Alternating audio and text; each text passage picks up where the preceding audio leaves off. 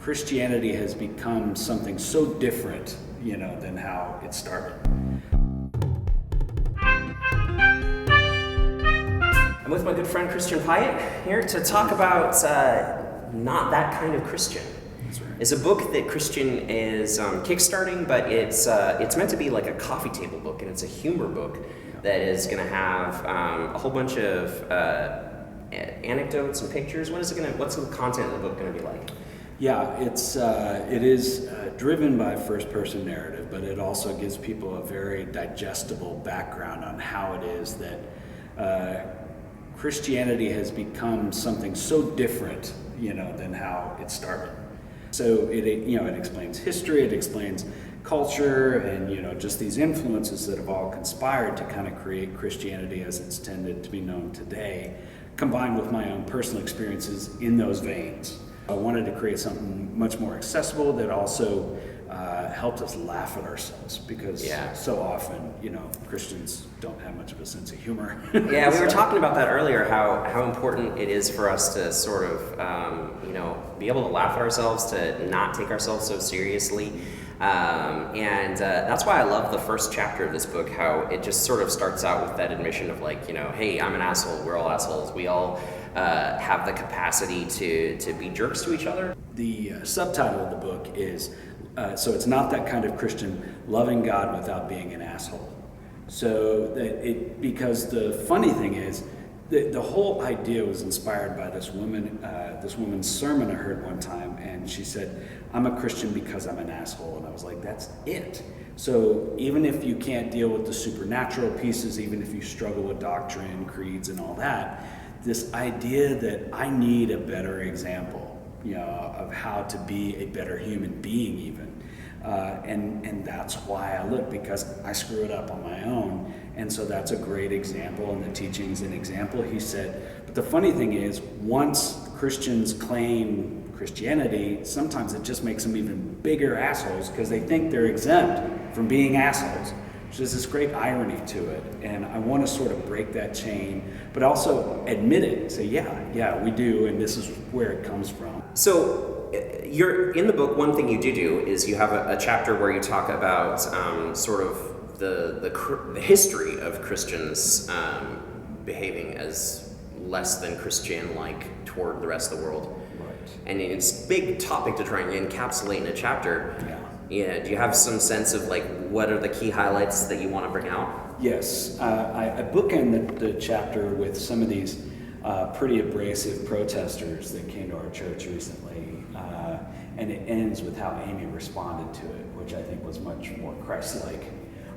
Amy's my wife, and so basically what I do is I break down into 5 things, 5 kind of key defining moments for Christianity, and how those set us on a course to assholedom. One was Constantine and the Council of Nicaea was sort of the first church-state marriage. It was the first theocracy, the first marriage of church and state, and it was the first sort of Christian imperialism example that we had. When the religious leaders and when Constantine, and even after that Charlemagne, got together and said, hey, this could be a marriage of convenience for us. So that was one. Another one is one that a lot of people don't consider, which is post-Enlightenment liberal thought, which really elevated the value of human intellect to almost a godlike status. And human reason could explain everything, including the metaphysical world. So this is where you get arguments about how many angels can fit on the head of a pin and stuff like that. And so all of a sudden you're reducing the mystery of God down to something that can be like logically broken down. Mm-hmm. This sort of Aristotelian, we can break God down into its component parts. Plus, it further separated the physical and the metaphysical as if they were not coexistent in some way. And so it strengthened this idea of saving your immortal soul and things like that, which drives ideology instead of humanity. So we are pushed by a mission to save people from eternal, condemnation, rather than help liberate them from their present suffering. So that's a third, and then or a second. Then the third one is manifest destiny. particular to our culture. Now, actually, this idea that we were somehow a superior subspecies of human over the indigenous people in this territory was actually based on Darwin's teachings of natural selection.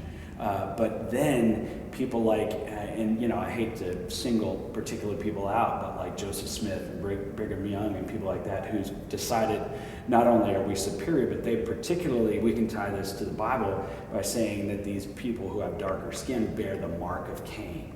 So they were called the mud people, and that dehumanized them further and justified, basically genocide. And the war with Mexico in the south and conquest. It was predestined that we would conquer this land, and then it was conquered in the name of, saving the savages.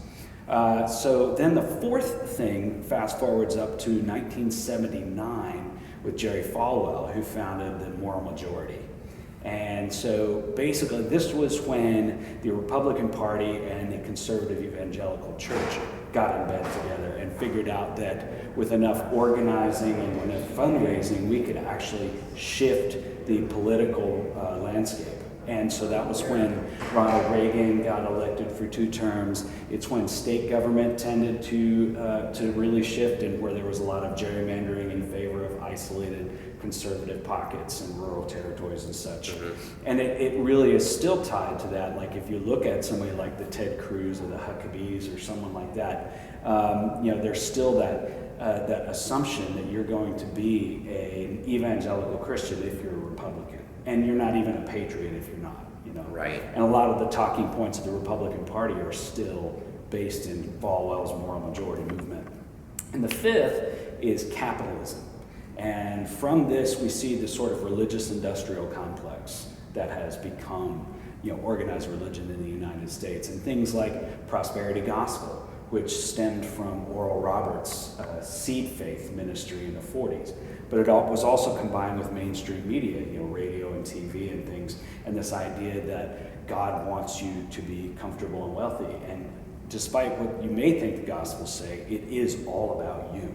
And so it feeds this narcissism and this hunger for more, while also telling you that your prosperity equals a sign of faithfulness. Yeah, which conversely means that those who are not prosperous must be failing, must be sinners, must be displeasing God in some way. Right, and it does actually, it gives you a way to exploit the poor, because you go to the poor and say, this is your way out. Right. An act of faithfulness.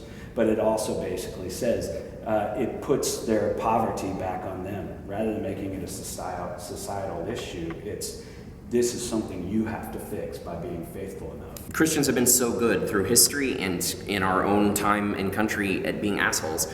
So given that reality that we admit ourselves are not so, we've not been well behaved, and that as a faith we've been poorly behaved, the question that Rachel Held Evans and Nadia Bolz-Weber asked at their recent conference, I think is a resonant question. Like, why? Why be Christian still? Yeah, why bother? Why affiliate yourself with something that seems so antithetical to what you say is important, and so on? And why push that boulder up the hill? It seems like a Sisyphean task to try and change the institution. There are a couple of reasons that I still intentionally identify myself as Christian, and even identify with a particular group of Christians as part of a church. Even though sometimes I step back and I'm like, man, I'm getting burnt out. Seeing how the sausage is made is hard sometimes, right? But for one, and I have a lot of friends who still consider themselves followers of Jesus. They love Jesus.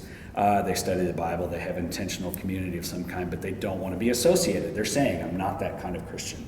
So they just abandon the word altogether, and I understand that. But I also think that I can't, just because I don't like what some people have done with it, that I can't necessarily just walk away and say, okay, you get that word now.